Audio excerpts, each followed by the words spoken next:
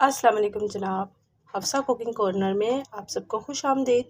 जी, आज क्या बनने जा रहा है? आज हमारे पास बनने जा रहा है मज़ेदार से चिकन कोफ्ते।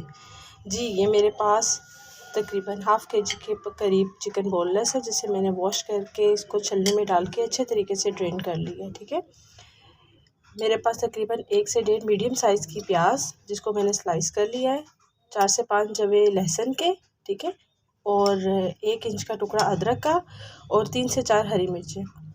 चिकन को हम लोग प्याज, अदरक, लहसुन और हरी मिर्च के साथ अच्छे तरीके से ग्राइंड कर लेंगे।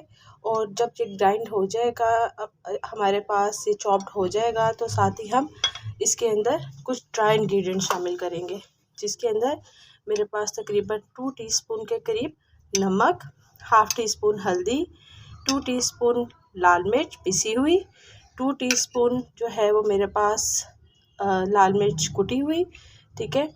ये है मेरे पास भुना हुआ ज़ीरा, ठीक है, ये मैं तकरीबन 1 टीस्पून के करीब शामिल करूँगी।